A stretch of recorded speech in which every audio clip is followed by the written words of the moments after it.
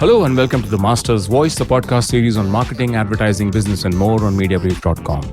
I'm your host and friend Pavan Chawla, and my guest on this episode is a respected expert custodian and evangelist of tourism in South Asia. Please join me in welcoming G B Srithar, Regional Director, India, Middle East and South Asia at Singapore Tourism Board. Srithar, welcome to the Master's Voice on Mediabrief.com. Thank you very much, Pavan, and very glad to be here. Namaste, namaskar, vanakkam, and vandanam to all the guests who are listening to this Master's Voice podcast. Thank you very much, Srithar. We are privileged to have you on the show, Srithar. Thank you very much for your time today, and thanks also to Renuka and Shreyasi of AdFactors PR for having facilitated this. We are recording on our favorite podcast recording platform, squadcast.fm. So, Srithar, before I start our conversation in right earnest, I must do the honors of introducing you to anyone who might just not be aware of what you do and all the expert insights and the wisdom from your experience that you're definitely going to bring onto the show. So, Srithar, by your leave, here goes.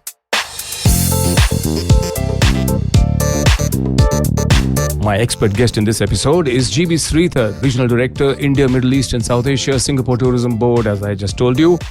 As Regional Director, Srithar is responsible for overseeing the STB's leisure and BT-wise travel promotions, marketing and developmental efforts.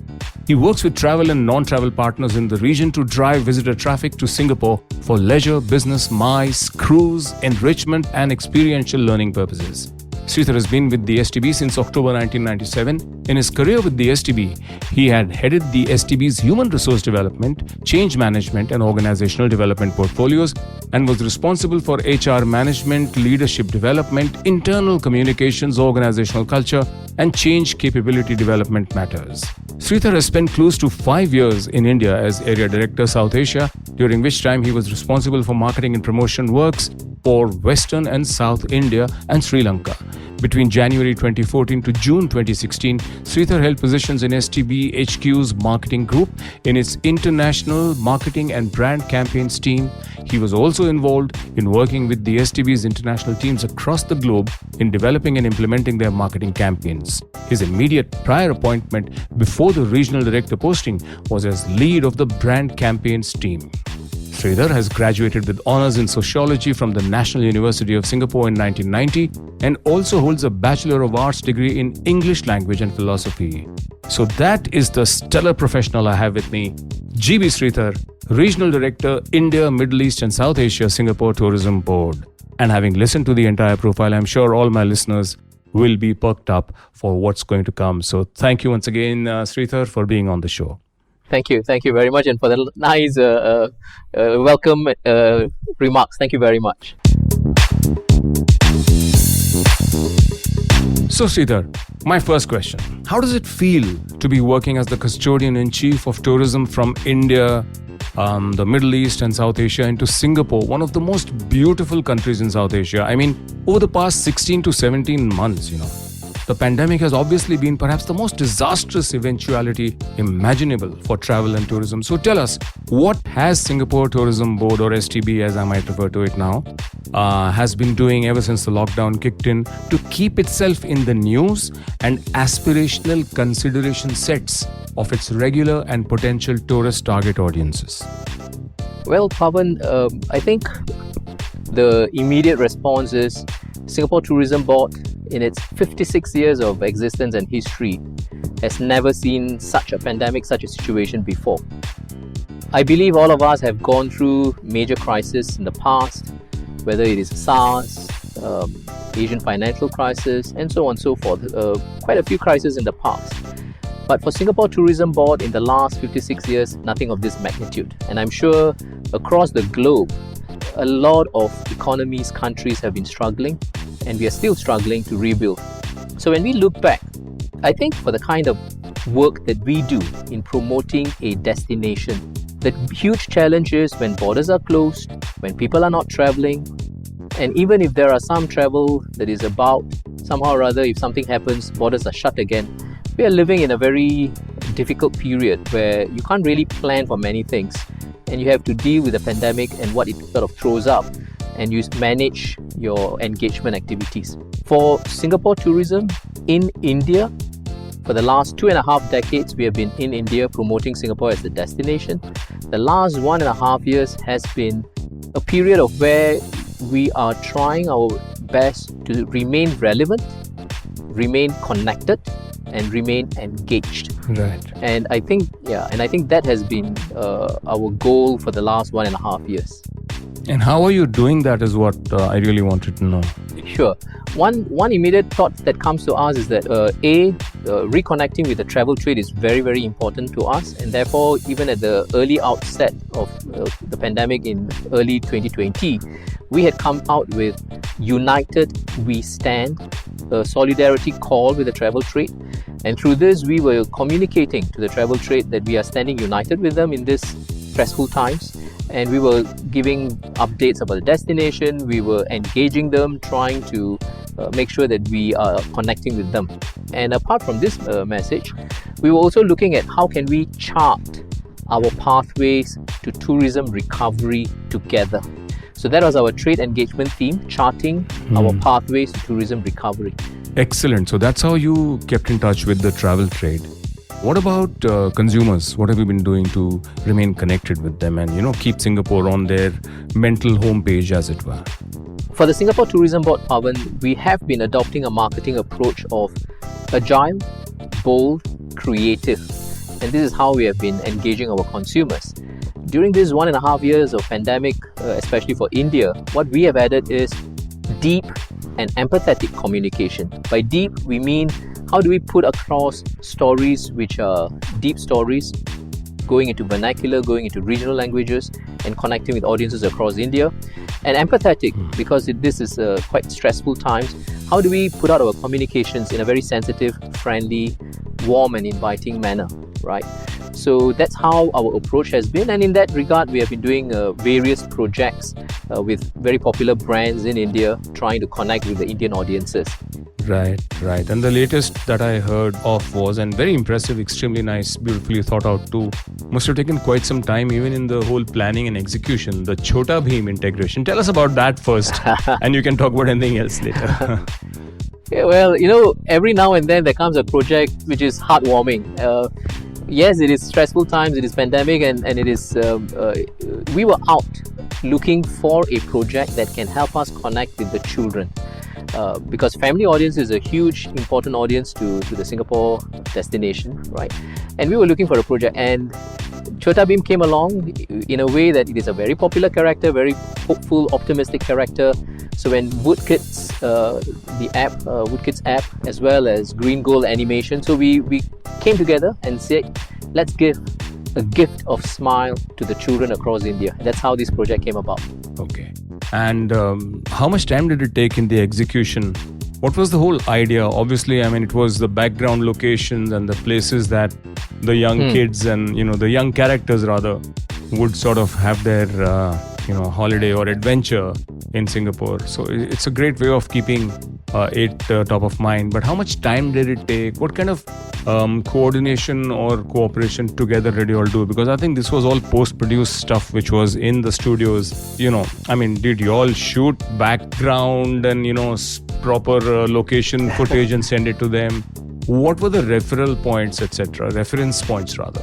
I can just say that this is truly a project in itself which was agile, bold and creative, because all credit to Green Gold Animation, our partners Green Gold Animation and Woodkids, because we were able to structure a story plot which involved Chota Bheem and friends going through various locations in Singapore, various attractions, introducing them to the Indian audiences, some familiar, some not so familiar, and all the experiences. So what in the development stage, Green Gold was very good in working with the backdrops and the visuals that we could provide and animating those and putting all the characters in and weaving the stories around them. So it was really very creative production. We learned a lot from a concept stage, giving visuals and how the story plot actually comes alive. It was a huge learning experience for us, and it was a fun journey. It was a fun journey putting it together, and I think overall all the three partners were very aligned in the outcomes, very aligned in having top quality, engaging product that will entertain the children across India. Right. And very smart decision too, because I think kids wield the greatest pester power in buy decisions about major appliances and vehicles and gadgets and of course holidays. So great idea. How do you plan to make the best of this exposure and awareness amongst audiences on OTT? I guess that's going to be the job of the streamer.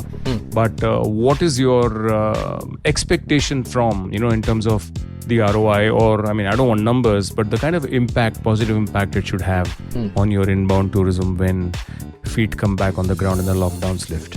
Interesting that you're asking that question, because as all marketeers, we will always know, okay, what is the ROI, what are the KPIs that we are going to go after, and for Singapore tourism, it is normally, okay, how does this impact our visitor arrivals into the country?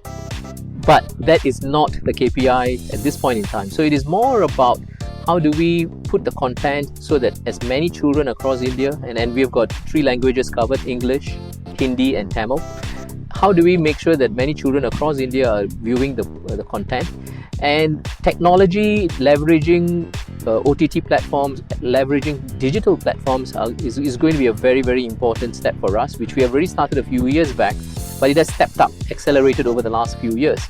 And we are wondering how we can get this done even in a more elaborate manner. And I do foresee in the coming months and years, there will be a lot more need for working with the right brands, right OTT platforms or digital platforms, and providing the content to a diverse audience across India, even as we wait for borders to be open and travelers can come back. I think for now, it is about helping the audiences enjoy Singapore virtually. How is it going to get proliferated, as it were, in India? It is purely digital on Woodkid's app as well as Woodkid YouTube, and it will be purely digital content distribution. Yeah. This is your host and friend Pavan Chawla, and the other voice you've been hearing on this episode is that of my expert guest, stellar tourism professional G B Srithar, Regional Director, India, Middle East and South Asia of the Tourism Board of one of South Asia's most beautiful countries, Singapore. And you're tuned to The Master's Voice, the podcast series from Mediabrief.com. We'll take a little break and come back very quickly. Stay tuned.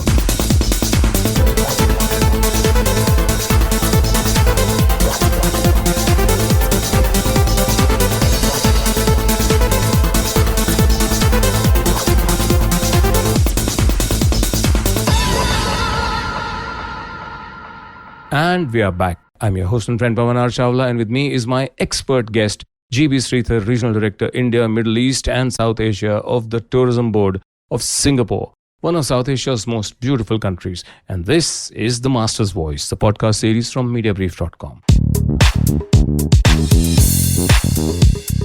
What are the locations where this series was placed in? It's 7 episodes, right? 7 stories across throughout in Singapore. So you would have had a lot of, obviously it's a great mix, I'm sure, of plot and locations.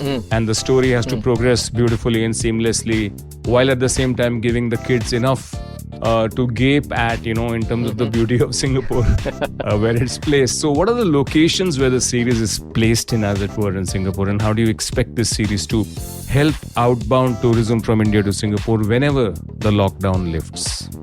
Chota Beam Adventures in Singapore is simply premised on our brand, Passion Made Possible, and we have got 6 passion tribes under Passion Made Possible, like action seekers, explorer, foodies, culture shaper. So that passion tribe was used as an anchor for the kind of experiences Chota Beam and friends have in Singapore, right? Yes. So attractions wise, we have shown Chota Beam and friends at the Jewel Changi Airport and the famous HSBC Rain Vortex, Singapore Botanic Gardens, Singapore Zoo, Gardens by the Bay, and so on and so forth. There were quite a fair bit of attractions have been covered.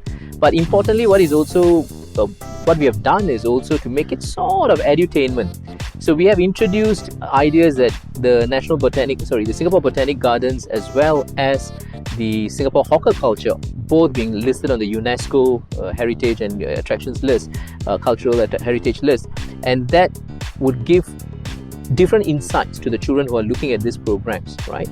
Yeah. So we are going to try to give some interesting nuggets of information that the children can perhaps go and dive deeper and understand better. So it's very intelligently put together by Gringo Animation and the storyboard with the Woodkid. So children will be entertained, but they will also learn something new about Singapore. No, this is really an excellent integration. And how much time from the first time that you thought of the idea or somebody came to you with it until it recently got activated on Vote Kids?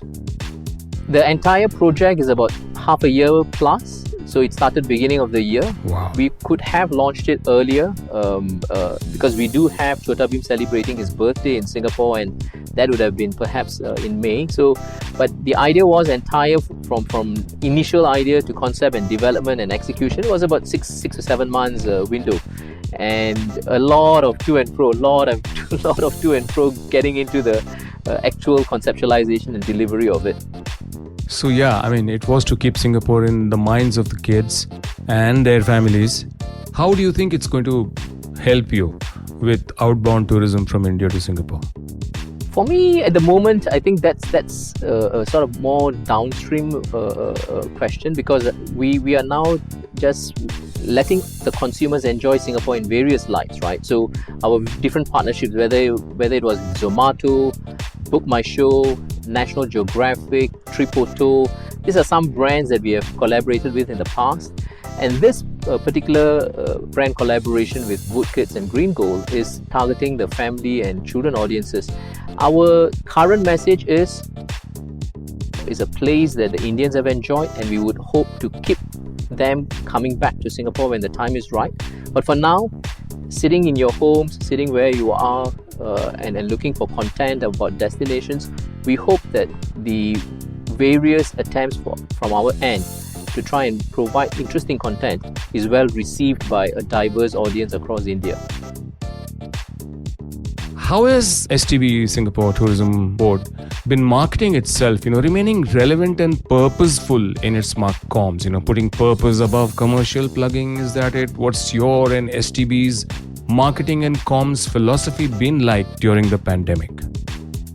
The key thrust for us has been how do we reconnect and re-engage the audiences in a very empathetic manner, and putting out our communications in a very clear, concise and engaging manner. Okay. So the various projects that we have done has always been about how, even during these stressful times, when we connect with the audiences, we are putting out content that is positive, that is content that is sensitive to the situation in the country, and also trying to project then Singapore, giving them some top of mind awareness that the next time when the borders are open, they will consider Singapore and they will come visit Singapore.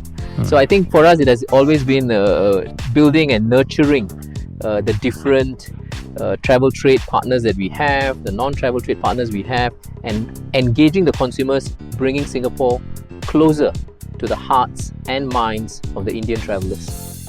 Excellent. And when you engage the consumers, I think your approach always is trying to get to both the consumer and the customer together. So it's not just about awareness and retention, but also about, right now there can't be an impulse thing to say, okay, next month we're going to Singapore. But at least remaining relevant and staking your own space in the mental homepage of your consumers. So these are the kind of engagements that will always empower businesses. Excellent. Yeah, I think Pavan, if I could just add on, what we have realized is actually there's a lot of content and information that the audiences have. Today, a consumer has got so much information from the digital platforms and so on and so forth. What is actually looking for is genuine, authentic, factual information, because the travel of the future is going to be about safety aspects. Right. COVID has taught us that you have to have facts on your fingertips. Right. You need to know a lot of stuff. So a lot of our communications have also then therefore being upfront, what is happening in the country, in Singapore, what are some of our COVID control measures that we have put in place. And actually, whether it's the travel trade or consumers, we have gotten very good feedback about how Singapore has been very open and very upfront about the measures, and how Singapore is adapting itself. So we have Singapore Reimagined, and this is how do we reimagine travel, and various stakeholders in Singapore, the tourism stakeholders, have adapted to the COVID norms and recreated experiences that will await the future traveller to Singapore. This is your host and friend Pavan Chawla, and the other voice you've been hearing on this episode is that of my expert guest, stellar tourism professional G B Srithar, Regional Director, India, Middle East and South Asia of the Tourism Board of one of South Asia's most beautiful countries, Singapore. And you're tuned to The Master's Voice, a podcast series from Mediabrief.com. We'll take a little break and come back very quickly. Stay tuned.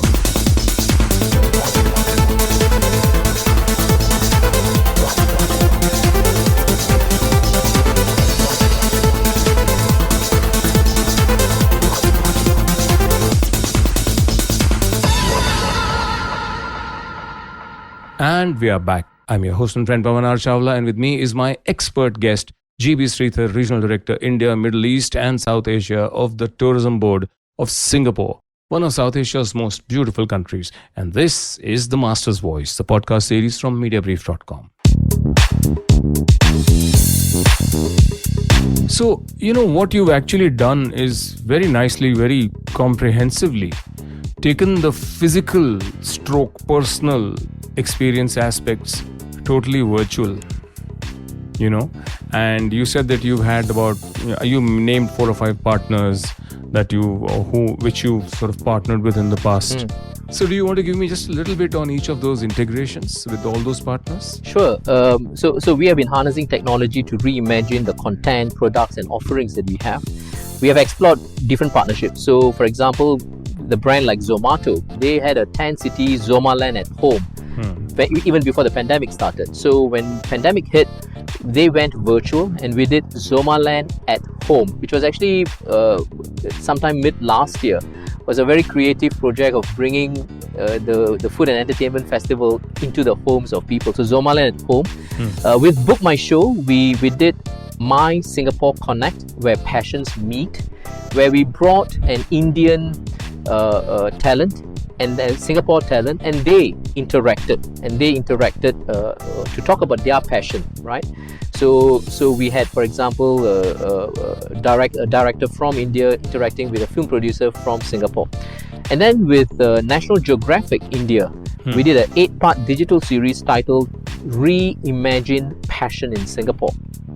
And sometime last year we did the NH7 Bacardi Weekender Festival, which was a lifestyle entertainment event, totally virtual. So there was dance and music virtually. And early this year, one of the very interesting, unique projects that we did was with Street Art India or Start India Foundation. And we got a Padma Shri artist from India, Mr. Baju Shyam, working with a Singaporean artist, Sam Low, and they created one of the tallest murals in Singapore, in Little India, called Dancing in Unison. So these are some of the projects that we have done over the past year plus. Excellent. I attended the announcement and I saw that mural on one huge building. Totally done virtually. They were interacting virtually and creative, very creative, very creative. Excellent. Virtually means the Indian artist got the dimensions and made his painting, and then it sent it digitally, and then over there I saw ladders and artists actually physically sort of painting and converging that entire thing and putting it on to the building, right? That's how you mean virtually? No, it was actually so the COVID situation throws up being very adaptable, right? So the original plan was Mr. Baju Shyam was to be in Singapore working with Sam Low to paint the mural. But what actually we eventually ended up doing was the design elements were virtually discussed and debated and changing this, changing that. So all the design was fixed virtually with Mr. Baju Shyam and Sam Low working, but Mr. Baju Shyam sort of saying this is how the visual should be. And then over in Singapore, Sam Low started painting with Mr. Baju Shyam, looking at it virtually and working together. So it was a virtual collaboration, a very interesting collaboration that was unveiled in Little India. So for your marketing for Singapore Tourism Board, which has to be on digital given the situation and the scenario now, what is your usual digital marketing mix for India? How important is performance-based digital marketing? I would say it is growing. For us, it has always been how do we explore creative ways, relevant ways to engage the audiences, and leveraging technology has become so much more important these days.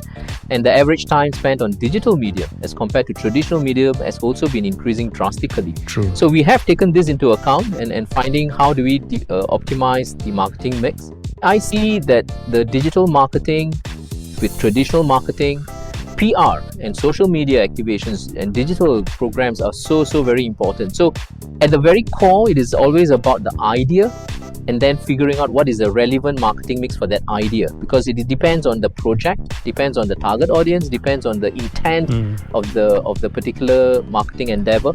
So we calibrate according to the objective for a particular project, and we are constantly on the lookout for very innovative campaigns which will bring Singapore to the audiences across India. Excellent. You just mentioned that you have, digital events, PR.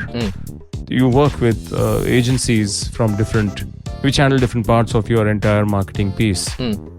So how do you look at working with an agency and having the best kind of mutually, professionally positive and growth-oriented work relationship? I can give you a sneak peek into the mindset of a person working for a national tourism organization. We are very clear. As a national tourism organization, Singapore Tourism Board will not be able to reach out to its consumers in an effective manner without other pillars of support. So I always see it's a three-legged stool, right? If say the overarching objective is Singapore tourism, one leg is the Singapore Tourism Board. The second leg is all the agencies, our PR, digital agencies, because we need to amplify our efforts and they help bring the messages across to the audiences. And the third leg are all our partners, whether it is travel agent partners or the non-travel agent partners like the likes of Zomato and Woodkids. We see them as non-travel trade partners. So in this scenario, therefore, it is very important that we have the PR agency as well as the social media digital agency, the media buy agency, the creative agency. All of the agencies are aligned to the Singapore Tourism Board's objectives. So we have a lot of discussions, debates, and we co-create many of the projects that we have done to engage the audiences in India. That's very good, Sridhar. So I've seen that you use social online portals. You've used one of the best OTT platforms in India with a great connect to kids, which is Woodkids. What about dark social? Because, in 2019, about 3,200 marketers, digital marketers worldwide were polled by Hootsuite. And since it's Hootsuite, I respect this poll a lot because Hootsuite is very serious about digital marketing and proliferation on social of great content. So they reached out to all these marketers and the marketers said that the one single most important new digital trend that they were sort of taken up by had been the use of dark social, which is WhatsApp, Telegram, these non-trackable and encrypted messaging services. A majority of these 3,200 marketers actually said that just under half their digital marketing budget was going into dark social. Now that sort of startled me because, we should think about the other ones, the usual suspects as far as pipelines of digital and social connect are concerned, their use. So does dark social figure for you too? It might because of the kind of trade connects and, reaching out to partners perhaps. But tell me about it, if it figures in your marketing mix. We have started in a sort of a calibrated initial stage. So for now, in fact, we have WhatsApp communication for the travel trade fraternity. So there's a lot of content that is going out to the travel trade fraternity. Okay. Simply because it is COVID situation and we do not have a reason for connecting with the consumers yet. At some point, we do foresee the possibility of having some form of such communication with the consumers, but for now it is travel trade. The other interesting aspect, Pavan, is that the conversations today that are happening in the social space, where possible, we do get into conversations which are relevant and authentic. So it is not a push conversation. It is not about Singapore tourism coming and saying this is what we have. There are occasions when we do have certain projects where we decide to get involved in certain conversations and we then play some content in those which are not very Singapore tourism centric. It is more from the passion point of the audiences who are having that conversations. So we have started some experimenting with this dark social media posts and being relevant in some of those conversations, and probably we will be doing a lot more such experiments in the coming months and years. So yes, it is important that we get involved in conversations and not so much push the marketing messages out there, because the audiences today are saying, I'm talking about this, and if you have something to contribute, come and talk to me. So we're trying to figure out that part. Excellent. That is really mutually complementary. And that really is, what I always consider to be one kind of an engagement that empowers any enterprise. Yeah, so good luck to you and every one of us actually for a good, quick lifting of the lockdown. This is your host and friend Pavan Chawla, and the other voice you've been hearing on this episode is that of my expert guest, stellar tourism professional G B Srithar, Regional Director, India, Middle East and South Asia of the Tourism Board of one of South Asia's most beautiful countries, Singapore. And you're tuned to The Master's Voice, a podcast series from Mediabrief.com. We'll take a little break and come back very quickly. Stay tuned.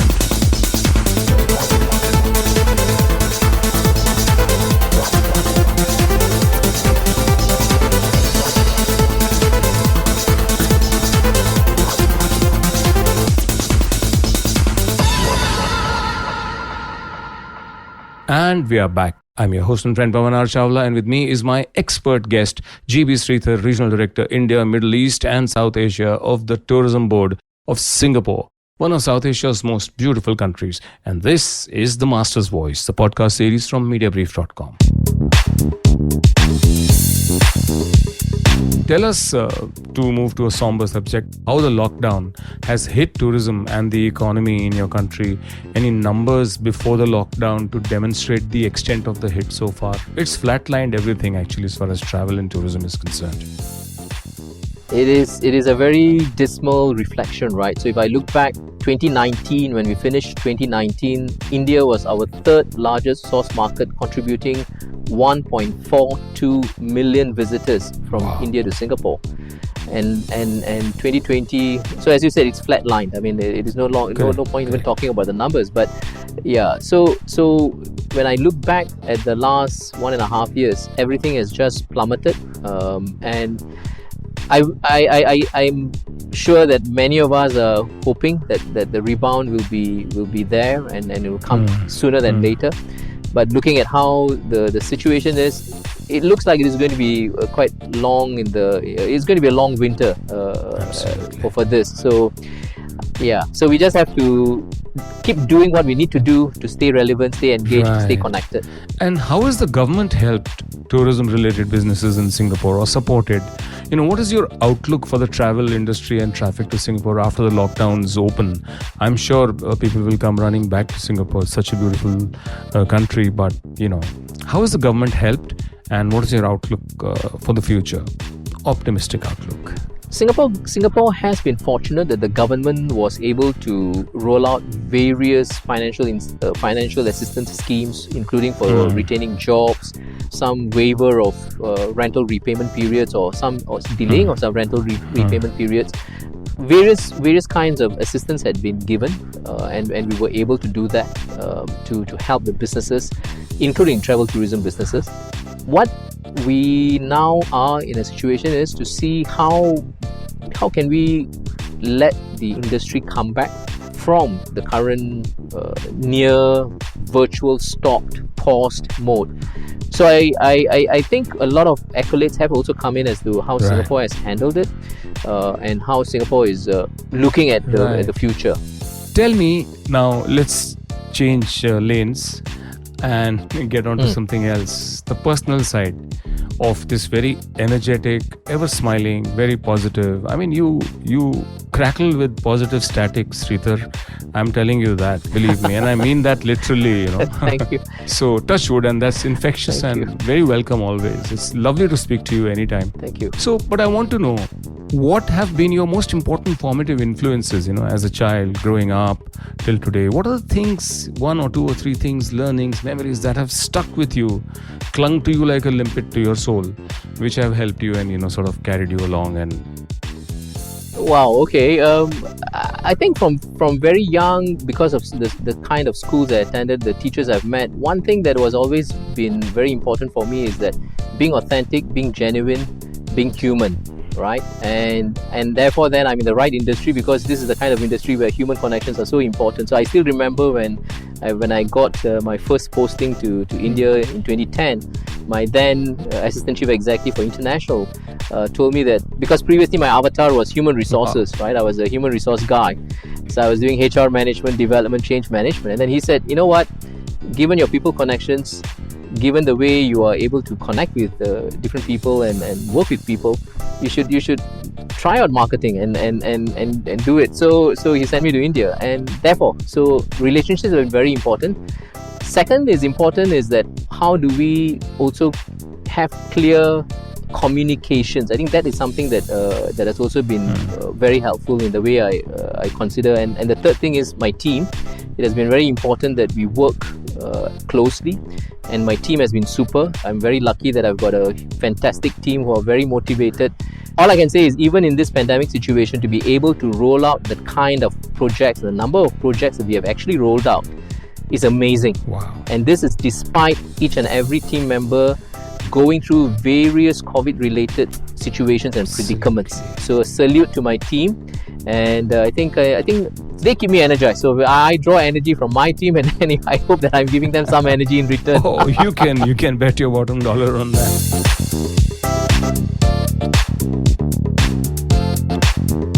You've traveled around the world, and you've been with Indians ever since 2010. Specifically because you physically are here, and So describe, what do you think? How are they different from the others that you sort of interact with or whatever? Honest truth, okay? Don't be popular. Honest truth. They are very diverse in their interests and passion points. They are very passionate in their interests and passion points too. And what I've also seen, Pavan, very, very stark, is that they are among, and this is also from feedback from our Singapore tourism stakeholders. Okay. They are very, very curious and inquisitive, and knowledge driven. So when they go to an attraction, or when they go to, say, for example, night safari, they are the ones who will go through, read about what animal, where is it come from, where is this, and they are very inquisitive. Right. And one of the other key interesting points is the taste. The Indian traveller is now very well travelled, so he's a very discerning traveller. So he's very sharp in saying, this is what I want, and this is the kind of experiences I want. So Singapore being such a familiar country for a lot of the Indian travellers, they have started to see different sides of Singapore, and they're very discerning in what they would like to do on their next trip. So I think the Indian consumer or Indian traveller is a very smart, very, very connected. They are very connected to family. So family is very important in India. And that then means that it is very important that we are able to give the relevant experiences that connects with the Indian travellers. And one other segment that has now emerged very strongly is, of course, the Indian young adults. And the working millennials, surprisingly, they are also beginning to be very, very, they are world-class travellers, right? But what is happening is Singapore is able to offer them very interesting experiences, and the young working adults is a segment that we are looking at with growing passion and interest to travel to Singapore. Excellent. Thank you for that. Okay, 2 more questions. The first one is, you must have been inspired by a lot of people, I'm sure. Who's been the most inspirational for you from whenever, wherever in your life? Wow. One person. Okay, the one person that jumps to mind immediately is the founder Prime Minister of the modern Singapore, independent Singapore, I suppose, Mr. Lee Kuan Yew himself. I think Mr. Lee Kuan Yew has been a very inspiring leader. Wow. Very disciplined. A few things that I admire about him is his clarity in thought, his visionary thought, to be able to conceptualize a country which is multi-ethnic, multi-religious, multi-racial, and then try to have a meritocratic society there. His vision about having a city in a garden, right? It was Singapore as a garden city, but now actually it's a city in a garden. His vision about making sure that we are sort of water self-reliant. So in many ways, his discipline, his vision, his clarity in thought, and his ability to get things done So I think top of my mind, that's one leader. There are a couple of others, but I think since you're only one, sure. Mr. Lee Kuan Yew. One, yeah. No. I completely agree. Very inspirational. Great sense of always driven by purpose. And look at what he achieved for Singapore. What he's converted it to. He is probably one person who personified passion made possible, which is our brand. Wow, that's wonderful. Yeah, indeed. Okay, a youngster comes to you, okay, and says, or your HR team sends a youngster to meet you, first job, and says, sir, Mr. Srithar, I want to work with you, okay, and not just because I'll get free holidays once a year to Singapore, but I want to work with you, and I love this travel space. I have the qualifications, or HR wouldn't have sent me to you, right? So still, what could be a deal breaker or a deal maker when you look at whatever one or two qualities that are most important to you, that a youngster must possess this? Curiosity, creativity, connect. 3 C's. Curiosity, creativity, connect. Curiosity is about that person has to be very curious. How do we make things work? How do we make a project connect, right, with audiences and so on? Creativity is important because we are living in a world where a consumer is inundated, right, overwhelmed by many marketing stimuli or sales pitch. So we need to be able to be creative. And finally, most important is connect. In this business, in this tourism business, it is always about people. It is always about how they are being entertained and enjoying in a destination. So the person must have a very deep connect with people, must understand and like working with people, because if you don't do that, you can't survive in the tourism industry. So curiosity, creativity, connect. Excellent. You're all about alliteration, aren't you? Passion made possible, curiosity, creativity, clarity in communication is very important in my work. What you've said is absolutely very, very insightful and extremely, I would say, actionable in terms of when you want to evaluate somebody. Because skills, etc., value sets, I don't think would be a question when you look at past history and precedent of anybody. So ultimately, you look at the potential, you look at, absolutely right. So Srithar, I did promise that, that was my last question, but one more, okay? Okay. You see, what happens is that when the guests aren't coming for a year and a half, then the house is being not only spruced up and maintained and sort of kept safer given the pandemic, but also more attractions are probably developed and, areas are sort of kept in readiness for when the feet hit the ground back, soon. So, any new attractions that we can look forward to in Singapore? Well, for Singapore as a destination, we have always been saying, okay, we need to look at the now and immediate, but we always plan ahead, right? So even as we deal with the pandemic and put in a lot of different kinds of measures to deal with it, we are looking ahead, and some new attractions are coming up. I'll mention 3. Museum of Ice Cream, the popular US-based attraction, is set to launch its first ever international location outside of US in Singapore. So Chota Bheem's fans, all the children, they can also look out for the Museum of Ice Cream the next time they come to Singapore. Slingshot, Asia's tallest slingshot, a new thrill ride concept, will be opening later this year as well at Clarke Quay area in Singapore. And the third I would probably mention is Sky Helix Sentosa, a viewing tower attraction that will allow visitors open-air panoramic views of Sentosa and our southern waterfront. And this is due to open sometime in 2022. Wonderful. More strength to you, Sridhar, and all the very best. I hope that the lockdown opens up very soon and people get back with their lives and, things get back to normal very, very quickly. So, I enjoyed my conversation with you, Sridhar. What did you think about this little chat of ours? It was a free-flowing, Pavan. I think I must say that the questions brought various thoughts and we discussed a wide variety of thoughts beyond just marketing. And I totally enjoyed the conversation, and I hope the audience who's listening in would also have enjoyed and maybe taken away 1 or 2 points as to how Singapore Tourism Board is trying to connect with its audiences. And in that same respect, I hope that I've today, through this conversation, connected with your listeners. Thank you very much. Thank you very much, Srithar. And thanks once again to Adfactors PR and Renuka and Shreyasi for having made this conversation possible. Thanks also to Jay of your team, who was very, very instrumental in facilitating this. So, wonderful time had by me for sure, and I'm sure my listeners will definitely enjoy and take away a lot of actionable insights from all that you've said. Great wisdom, great experience, Srithar.